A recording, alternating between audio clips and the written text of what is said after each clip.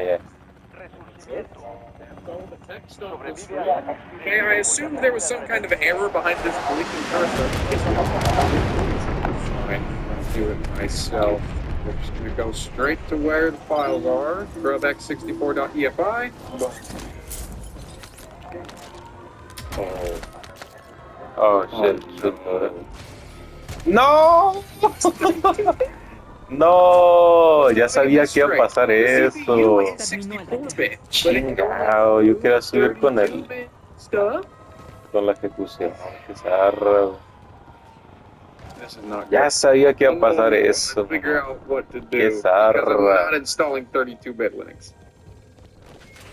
tener que esperarme el otro perfil. Y fea. I have discovered Linuxium. This dude makes modified Linux ISOs for very crappy computers, many of which have 64-bit CPUs but can only boot 32-bit images. And through the magic of combining ISOs together, they have found a way to make it work. A 64-bit OS bootable on a 32-bit in theory. This is worse. What if we go and manually boot the 32-bit file? Nope. Just grub. How about remaking the installer with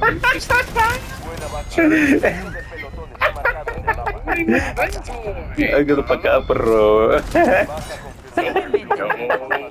A la verga, está diciendo. And usually that one does it. Even Fedora, which everyone and their dog told me could boot a 64-bit operating system on this wacky 32-bit EFI, says it's only detecting an i6-86 CPU, also known as not 64-bit. Does not look like we're going to be booting some kind of 64-bit Linux on it today. That gives us two options. Slum it with Windows 7, which I'm not against, slum it with 32-bit Linux, which I am highly against, or option 3, which is more than 2, I dump the BIOS on this thing and try and mod in 64-bit support. Everything I can see says that the CPU itself does support 64-bit. There's a chance that this is just a software lock. And unfortunately, I think I know the path that we're about to go down. And now my only question is, why do I do this to myself? This is a flash chip programmer, writer, reader thingamabob. And this, well folks, that would be where our BIOS is hiding. This would not be the first time I've done this. There was a wacky Sega arcade machine thing that I did at one point. We had to dump the BIOS on that thing to find out what the password on it was. That is going to go very easy compared to what we have to do today. The chip clip does not fit. This piece of metal is in the way. Luckily for us, that is the problem of the past. The clip's seated nicely. We select our chip, hit read. Look at that, a BIOS in the nude. This is going to take a while to go through, so I'm going to see if I can figure out what I'm supposed to be doing here.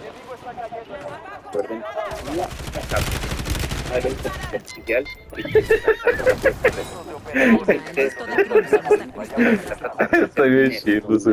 Se llama el Bench. Hasta ahora el mejor modelo haciendo dinero es Cloud 4.5 Sonet, que hacía $3,800. Gemini 3 Pro es capaz de hacer $5,800. Lo superó y estaba en el Ahora hacia la verga. para sus propios chips. Eso sí es muy difícil. Al día de hoy, OpenAI Abre ese perra que hablo chico la verga.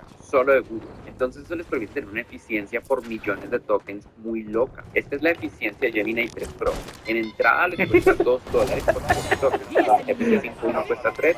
Ya llevo 10 en salida les cuesta $12 por millón de 11. GPT-5.1 cuesta $15. Está bien chingón hacer esto, güey. Entonces Gemini 3 Ya se la virgen. tiene el modelo más inteligente y muy veloz, pero es más eficiente. Hay una desventaja que tiene Gemini 3 Pro y es la desventaja de la cantidad. A la verga. This is going to take a while to go through, so I'm going to see if I can figure out what I'm supposed to be doing here. I don't know how to mod a BIOS, but you bet your ass I know how to restore one that this person on Twitter modded for me. I posted about it. They claim shouldn't be too hard, and well, folks, it simply just works. A lifetime of shoutouts to thee. What a fella. I could kiss you off, but I won't. Because we need to keep going in this gaming journey, where our next step is getting this off the table because I'm getting a headache again. Plugging in our flash drive and booting into Debian Linux. I know I said Ubuntu earlier, but booting into it just to get this screenshot for Twitter earlier was painful enough. This should be a bit lighter. Remember, this thing is from like 2011. We're making this thing push harder than it's ever had to push before, and it hasn't even had any coffee. We gotta save the ripping and tearing for when we play Doom. No!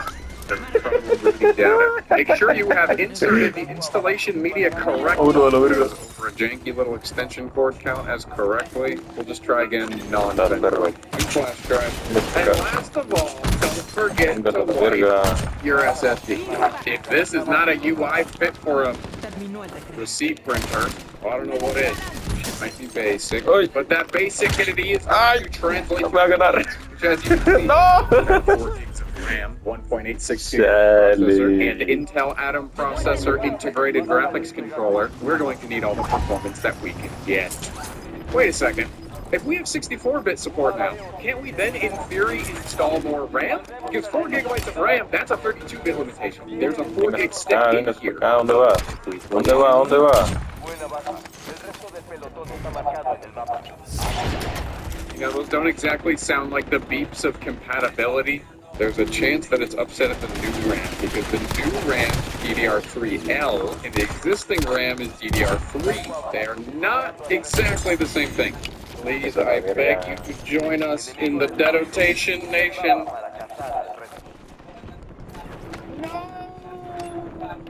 Okay, I guess it's going to be 4 gigs for us. That sucks.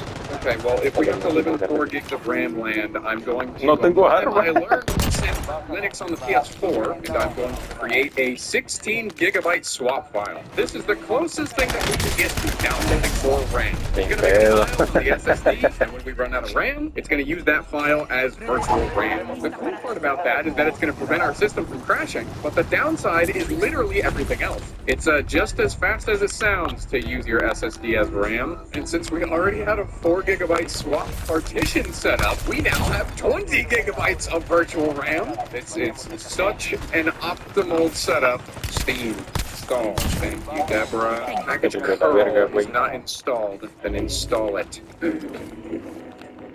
Fix broken install. At least the command sounds like exactly what I want to happen. Now Steam. Installing Steam. Steam using libs on my PC. Nothing to do. How dare you do nothing, yet hold my terminal hostage. What part of gaming do you not understand? We're gonna spell it out for you? Look at that. Gaming. In case you forgot what the goal was. Goal. I command you to do something. No, otra vez. A solid 9% of our CPU. We haven't even touched the swap space yet. What doing? Apparently nothing. No, sale. Massive mistake if I close it? Dude, I really don't Estoy bien.